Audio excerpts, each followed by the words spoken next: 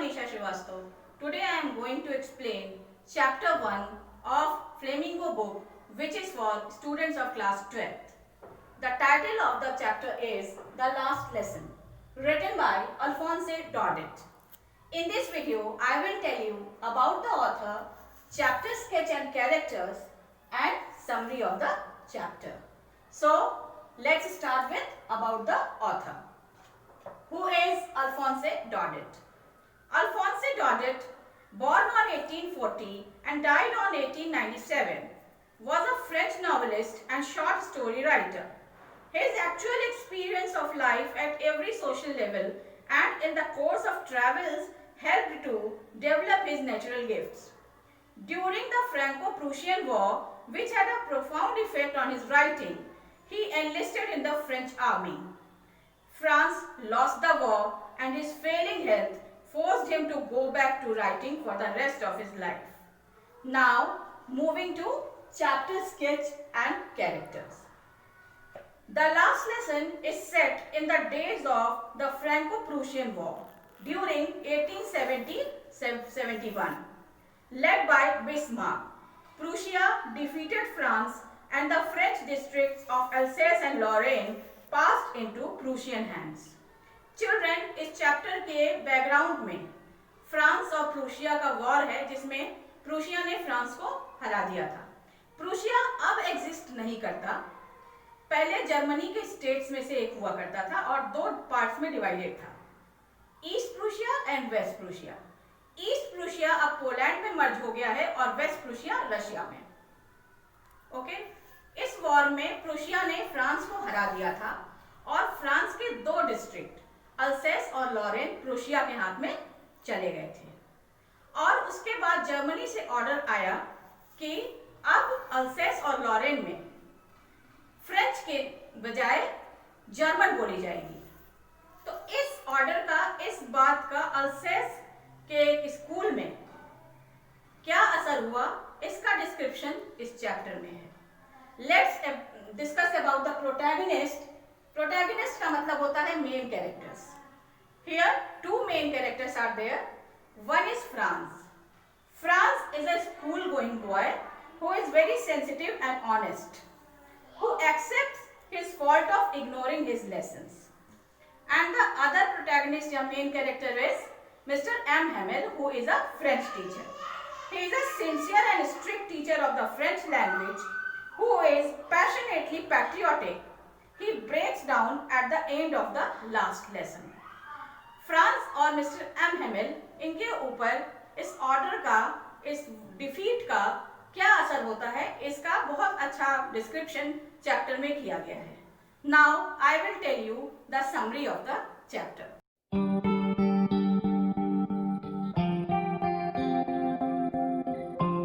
Now the summary of the chapter is, Franz started for school very late that morning. His French teacher M. Hamel had announced that he would question the class on participles. Poor Franz did not know even a single word about them and was afraid of a scolding from his teacher. France, जैसा मैंने आपको बताया था कि एक school going boy है और school में फ्रेंच पढ़ने जाता है, तो उस दिन सुबह उसको बहुत लेट हो जाता है स्कूल जाने के लिए, निकलने के लिए। उसके French teacher mister M Hamel ने एक दिन पहले उसको टास्क दिया था पार्टिसिपल लर्न करके आने का। बच्चों, पार्टिसिपल ग्रामर का एक पार्ट होता है, जब भी कोई लैंग्वेज पढ़ाई जाती है, इंग्लिश में भी पार्टिसिपल एक पार्ट है, तो पार्टिसिपल लर्न करने के लिए दिया हुआ था और फ्रांस को बिल्कुल एक सिंगल वर्ड भी उसके बारे में नहीं याद था और उसको ये डर भी था कि मैं याद करके तो जा नहीं रहा हूँ, तो टीचर से बहुत डांट पड़ने वाली है, इसलिए भी उसका अनमना सा वो बहुत लेट निकला अपने स्कूल के लिए। It was a bright sunny day and for a moment Franz thought of running away and spending the day outside. The chirping of birds and the marching of the Prussian soldiers was much more tempting than the rules of participles. However, Franz was able to fight the temptation and hurried off to school. Bright sunny day मतलब खूब धूप खिली हुई थी, बढ़िया दिन था और एक क्षण को फ्रांस ने ये सोचा कि स्कूल नहीं जाते हैं, सारा दिन बाहर ही घूम फिर के बिता देते हैं। बाहर जब स्कूल जाते समय जो रास्ता पड़ता था घर से उसके जाते समय, वहाँ पर उसको बहुत सारे दृश्य देखने को मिलते हैं, जिसमें चॉपिंग ऑफ बर्ड, बहुत सारी चिड़ियाँ चहचहा रही थी।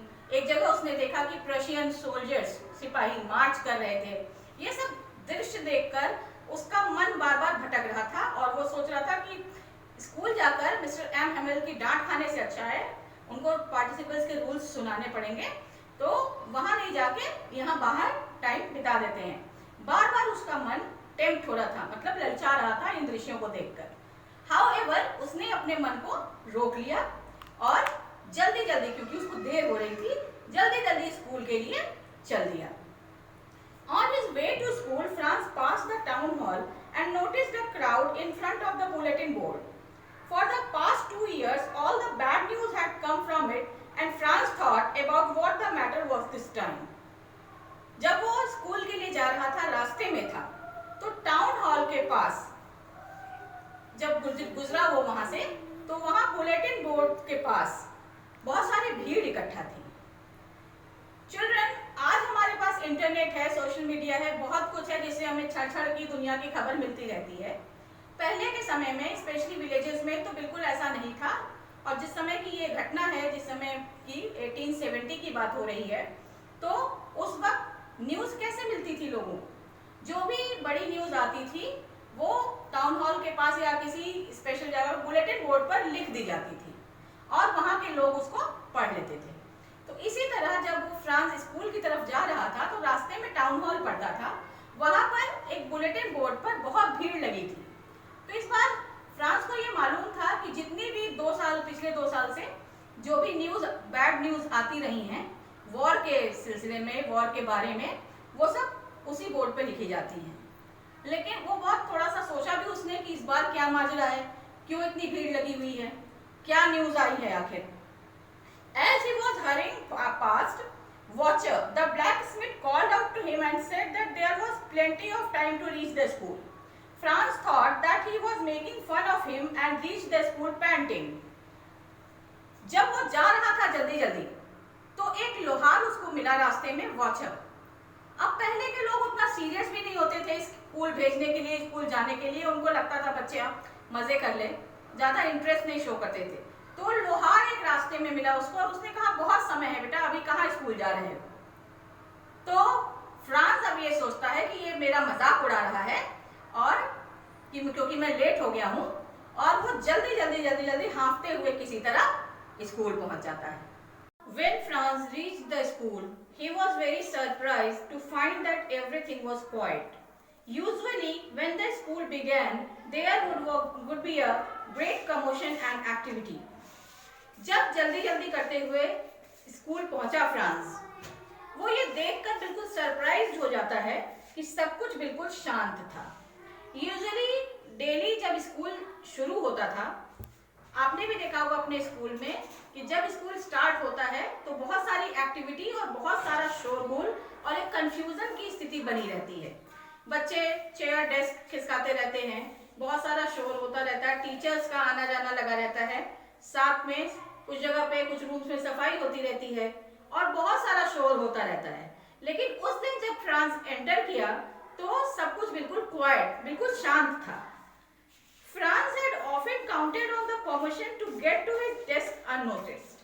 फ्रांस यूजुअली जब लेट पहुंचता था और दिन, तो इस कमीशन, इस नॉइजी एटमॉस्फेयर का फायदा उठाकर वो अपनी डेस्क, अपनी सीट तक पहुंच जाता था और उसको कोई देखता भी नहीं था, अननोटिस्ड रहता था वो। But that day everything was as quiet as it was on a Sunday morning. लेकिन उस दिन उसको क्या आश्चर्य हुआ कि पूरे स्कूल में इतनी शांति थी जैसे कि संडे मॉर्निंग को हुआ करती थी, जब वहां कोई नहीं होता था। France noticed that all of his classmates were already in their seats and M. Hamel was walking up and down with his iron ruler under his arm. अब फ्रांस ने और क्या नोटिस किया कि सारे के सारे उसके क्लासमेट्स, उसके फ्रेंड्स सब अपनी अपनी सीट्स पे बैठ चुके थे और एम हेमेल जो फ्रेंच टीचर थे वो अपना आयरन रूलर एक लोहे का छड़ सा अपने आर्म के नीचे दबाए अप एंड डाउन वॉक कर रहे थे। He had to open the door and reach his seat in front of everybody. He was blushing and was very frightened. अब जब सब अपने अपनी सीट्स पर थे, सारे बच्चे, कोई भी शोर नहीं हो रहा था। उसने ये सोचा था कि यूजुअली वहां पे शोर होता हुआ होगा, सब थोड़ा सा कंफ्यूजन सा होगा, तो मैं अपनी सीट पर पहुंच जाऊंगा और पता भी नहीं चलेगा कि मैं लेट हूं। लेकिन उस दिन चूंकि सब शांत था और ऑलरेडी सब लोग अपनी अपनी सीट पे बैठ चुके थे, तो उसको अपनी क्लासरूम का दरवाजा खोलकर सबके सामने अपनी सीट तक जाना पड़ा। अब उसको इस ऐसे में बहुत शर्म आ रही थी और वो बहुत ज्यादा डरा भी हुआ था सब कुछ देखने के बाद। What surprised and confused him more was that instead of scolding him, M. Hamel spoke very kindly to him and told him to take his seat. और ज्यादा उसको कंफ्यूजन क्यों क्रिएट हुई और ज्यादा आश्चर्य उसको क्यों लगा कि यूजुअली अब जब लेट होते थे तो टीचर बहुत तेज डांटते थे कि क्यों लेट हुआ है, लेकिन उस दिन मिस्टर एम हेमेल यानी टीचर ने डांटने की बजाय उससे प्यार से काइंडली कहा कि जाओ फ्रांस, अपनी सीट पर बैठ जाओ। इस बात से उसको और ज्यादा सरप्राइज हो गया। ऑलरेडी वो बहुत ज्यादा शॉक था सारा कुछ देखकर, स्कूल का माहौल देखकर, और टीचर के बिहेवियर के बाद वो और ज्यादा सरप्राइज हो गया। After Franz had calmed down, he noticed that M. Hamel was wearing a special attire which he wore only on special occasions. अब सब कुछ अपनी घबराहट को, अपनी कंफ्यूजन को जब उसने अपने आप पर काबू कर लिया, तब उसने एक बात और नोटिस की कि टीचर एम हेमेल ने अपना स्पेशल अटायर, अपना स्पेशल ड्रेसअप किया हुआ था। You are seeing in this picture the suit and hat all. तो उन्होंने सब कुछ पहना हुआ था, ऐसी ड्रेस पहनी हुई थी जो वो यूजुअली स्पेशल ओकेजन्स पर पहनते थे। The whole school was so arranged and a seriousness prevailed in the atmosphere. सारा कुछ स्कूल में बिल्कुल अरेंज था, सिस्टमैटिक था और एक अजब सी शांति पूरे एटमॉस्फेयर में थी। But what surprised and confused him most was to see the village people sitting quietly on the back benches. सबसे ज्यादा उसको क्या आश्चर्य हुआ देखकर कि पीछे जो बेंचेस लगी हुई थी क्लासरूम में सबसे पीछे, वहां पर गांव के कुछ लोग बड़ी शांति से बैठे हुए थे। They all looked very sad. वो सब बड़े दुखी, बड़े परेशान लग रहे थे। इन सब बातों को देखकर फ्रांस को बहुत सरप्राइज हो गया। France was still wondering as he observed the changes around him, when M. Hamel mounted on his chair and made the dreadful announcement. He told the class that it was their last French lesson. France अभी भी surprise हो रहा था और चारों तरफ देखकर जो स्कूल में चेंजेस थे वो बहुत ज्यादा परेशान था कि आखिर बात क्या है। तभी mister M Hamel, the French teacher, वो अपनी चेयर पर आकर बैठ गए और उन्होंने एक ड्रेडफुल अनाउंसमेंट, मतलब एक बैड अनाउंसमेंट, एक फियरफुल अनाउंसमेंट किया। वो अनाउंसमेंट क्या था कि ये उनका आखिरी फ्रेंच लेसन था। That was why the chapter is named the last lesson. मतलब उस दिन एम हेमेल अपना आखिरी फ्रेंच लेसन कंटिन्यू करने जा रहे थे। The order had come from Berlin to teach only German in the school of Alsace and Lorraine, and he would be leaving the school the next day. These words were a shock to little Franz. Now he remembered the gathering at the town hall. Franz was totally shocked by the sudden turn of events. He regretted not having learned his lesson when there was still time. Berlin से ये order आ गया था कि अब अल्सेस और Lauren में सिर्फ German पढ़ाई जाएगी और फ्रेंच का आज आखिरी दिन था। अब बिल्कुल उसको याद आता है बुलेटिन बोर्ड, जहां पर बहुत सारी भीड़ लगी थी। अब उसको समझ में आता है कि वहां क्या न्यूज थी और वहां भीड़ क्यों लगी हुई थी। अब फ्रांस को बिल्कुल ये न्यूज सुन के शॉक्ड रह जाता है और उसको बहुत अपने आप पे पछताता है कि आखिर क्यों, जब उसके पास टाइम था तो उसने लैंग्वेज अच्छे से क्यों नहीं सीखी और उसने अपना टाइम वेस्ट क्यों किया। Now he will never be able to learn them.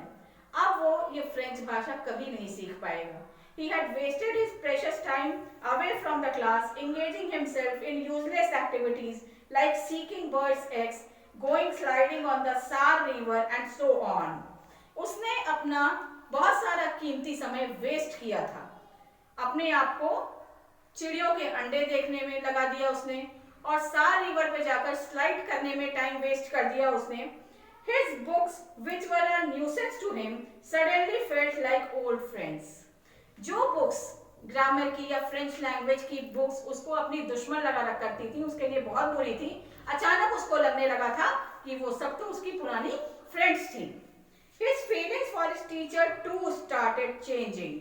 अपने टीचर के लिए जो उसकी फीलिंग थी वो भी अचानक से बदलने लगी ये न्यूज सुनने के बाद. The thought that M. Hamel was going away and Franz would never see him again made him forget all about how cranky M. Hamel was. ये विचार जब उसके मन में जैसे ही आया कि एम हेमेल जा रहे थे और उनका आज आखिरी दिन था यहाँ पर, तो वो सारा कुछ भूल गया उनके बारे में कि वो कितने बैड टेम्पर्ड होते थे, उनका बिहेवियर कितना बैड टेम्पर्ड था, बहुत स्ट्रिक्ट टीचर थे और अक्सर उसको अपना लेसन ना याद करने की वजह से डांट पड़ा करती थी उनसे. वो सब कुछ उनके बारे में एकदम से भूल गया. France was feeling very sorry for him. अब उसको अपने टीचर एम एल के लिए बहुत सॉरी फील हो रहा था. It was in honour of his last lesson that he had put on his fine clothes and the village people had gathered there to express their gratitude towards him. और ये जो वो last lesson देने जा रहे थे, बताने जा रहे थे गांव वालों को, वो उन्होंने अपने जो फाइन क्लोथ जो ओकेजनल पहना करते थे वो उसी लास्ट लेसन के ऑनर के लिए, उसी लास्ट लेसन को रिस्पेक्ट देने के लिए उन्होंने अपना स्पेशल ओकेजनल ड्रेस पहन रखा था. And to show their respect for their country and their language. और जो पीछे की बेंचेस पे विलेजर्स बैठे थे जो वहाँ स्कूल में यूजुअली नहीं होते थे, वो उन टीचर को ग्रेटिट्यूड शो करने के लिए, उनके प्रति रिस्पेक्ट शो करने के लिए वहाँ बैठे थे और साथ ही अपनी कंट्री, अपनी लैंग्वेज को भी रिस्पेक्ट देने के लिए वहाँ पर बैठे हुए थे. Franz was thinking of all this. He heard his name called out. It was his turn to recite. जब फ्रांस ये सब सोच रहा था उसी वक्त उसने उसका नाम पुकारा गया, ये सुना, और अब उसका टर्न था कुछ रिसाइट करने का, कुछ स्पीक आउट करने का. He would have been given anything to be just able to say the rule loud and clearly. उसको कुछ बोलने के लिए दिया गया था, एक रूल था जिसको उसको लाउडली और क्लियरली बोलना था, प्रोनाउंस करना था. But unfortunately he got mixed up on the first word. लेकिन दुर्भाग्य से वो पहले ही कुछ शब्दों में कंफ्यूज होके रह गया और उसने सारे वर्ड्स मिक्स कर दिए. He was ashamed and stood holding his desk. वो उसको शर्म आ गई इस बात पे कि वो कुछ वर्ड्स भी नहीं बोल पाया और वो अपना डेस्क पकड़कर वहीं पर खड़ा हो गया. M. Hamel said that he would not scold him. Teacher M. Hamel ने उससे कहा कि अब उसको नहीं डांटेंगे वो.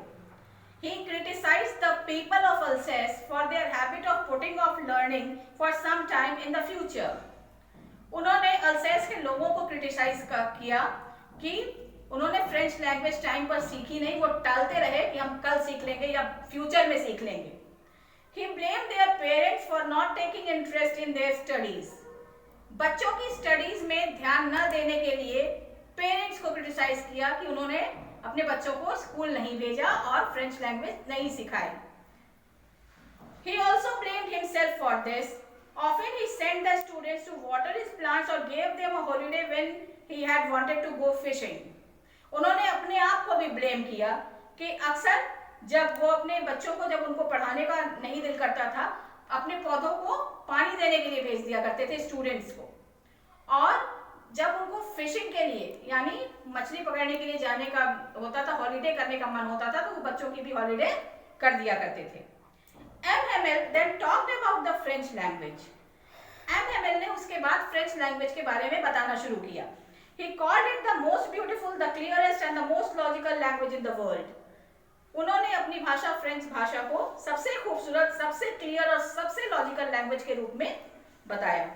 He wanted the people of France to treasure their language. वो फ्रांस के लोगों से ये चाहते थे कि अपनी भाषा को ट्रेजर बनाकर, संजो कर रखें. According to him, whenever the people of a particular nation are enslaved, as long as they are attached to their language, it is as if they have the key to their prison. उनके हिसाब से अगर कोई देश गुलाम होता है और उस देश के लोग अपनी भाषा से जुड़े रहते हैं, अपनी भाषा को अच्छे से जानते हैं, तो ऐसा लगता है कि जैसे गुलामी की जेल से आजादी की चाबी उनके हाथ में है। M Hamel opened a grammar book and taught them their last lesson. अब एम हेमिल ने एक ग्रामर की बुक ओपन करी और उनको उनका आखिरी लेसन टीच करना शुरू किया। Franz was amazed to see how well he understood everything. Franz ये जानकर चमत्कृत रह गया ये देखकर कि वो कितनी अच्छी तरह से उन बातों को समझ पा रहा था जो टीचर टीच कर रहे थे। France thought that probably he never paid much attention to in the class and that M. Hamel had never explained everything with so much patience. France ने सोचा शायद आज से पहले उसने कभी भी क्लास में इतना अटेंशन नहीं दिया था, जो पढ़ाया जाता था उसके ऊपर इतना ध्यान नहीं दिया था, या फिर एम हेमिल ने इतने पेशेंस के साथ समझाया नहीं था। After that they had a lesson in writing. उसके बाद इन लोगों को, सारे लोगों को जो बैठे थे क्लास में, उनको राइटिंग का एक काम दिया गया, कुछ लिखने के लिए दिया गया। M Hamel had brought new copies for them that day. उस दिन एम हेमिल सभी के लिए नई कॉपियां लेकर आए थे। Everyone was immersed in their work, even the little kids also. सारे लोग एकदम डूब कर अपना काम कर रहे थे, यहाँ तक कि छोटे छोटे बच्चे भी। All this while, M. Hamill sat motionless in his chair.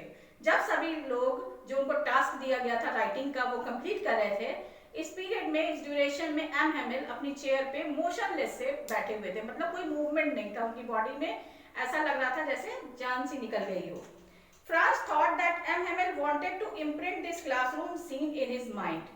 और मोशनलेस चेयर पे बैठे वो चारों तरफ क्लासरूम में देख रहे थे। फ्रांस को ऐसा लगा जैसे वो इस क्लासरूम का सीन अपने दिमाग में इम्प्रिंट कर लेना चाहते थे और मेमोरी को अपने साथ ले जाना चाहते थे। For 40 years he had given his faithful service to the school and now his sister was packing their stuff. करीब 40 साल तक टीचर ने अपनी फेथफुल सर्विस, अपनी जॉब करी थी उस स्कूल में, और अब उनकी सिस्टर ऊपर उन दोनों का सामान पैक कर रही थी। All this must have been really heartbreaking for him. ये सब जो कुछ भी हुआ है उनके लिए बिल्कुल हार्ट ब्रेकिंग था। Finally they had a lesson in history. अब ये जो लेसन था ये सब कुछ हिस्ट्री में था। Everybody became emotional towards the end. जैसे जैसे क्लास का अंत होने जा रहा था वैसे वैसे सभी इमोशनल होते जा रहे थे। Some even started crying. कुछ ने तो रोना भी शुरू कर दिया। But M. Hamel had the courage and patience to hear every lesson to the last. लेकिन एम हेमिल के पास इतना धैर्य था, इतना पेशेंस था कि उन्होंने हर किसी को जो राइटिंग टास्क दिया था वो सबसे सुनते रहे कि किसने क्या लिखा है। Finally, as the church clock struck 12, M. Hamel stood up. Finally, जब चर्च की घड़ी ने 12 बजाए, एम हेमिल खड़े हो गए। It was very evident that he had become emotional too. अब सबको ये दिख रहा था कि एम हेमिल भी बहुत ज्यादा इमोशनल हो गए थे। He tried to speak but choked. उन्होंने कुछ कहने की कोशिश की लेकिन चोक, उनका गला भर्रा गया। Then he turned to the blackboard and wrote as large as he could, Vive la France. उसके बाद वो बोर्ड की तरफ मुड़े, ब्लैक बोर्ड की तरफ, और उन्होंने जितना बड़ा वो लिख सकते थे अपनी पूरी ताकत से लिखा विवे ला फ्रांस, जिसका मतलब होता है long live France. He then dismissed the class, signaling everyone to leave. उसके बाद उन्होंने क्लास खत्म कर दी और लोगों को घर जाने का इशारा कर दिया। That's all about the chapter. Children, although chapter is named the last lesson, it should be the first lesson to learn or to be taught that love your country, love your language and do not take things for granted. मतलब जो भी चीजें हमको मिली हैं, हमारा देश, हमारी भाषा, हमारे पेरेंट्स, उनको फॉर ग्रांटेड नहीं लेना चाहिए। आपको अपनी भाषा से प्यार करना चाहिए। कल सीखेंगे, परसों सीखेंगे नहीं, हमें जो करना है आज करना है, क्योंकि किसी चीज की वैल्यू तब पता चलती है जब हमसे वो चीज छिन जाती है, जैसा कि इस चैप्टर में हुआ। Now children, I hope you all have enjoyed, liked and understood the whole chapter. और अगर आपने सब कुछ समझ लिया है तो start loving your country and start loving your language. Thank you so much.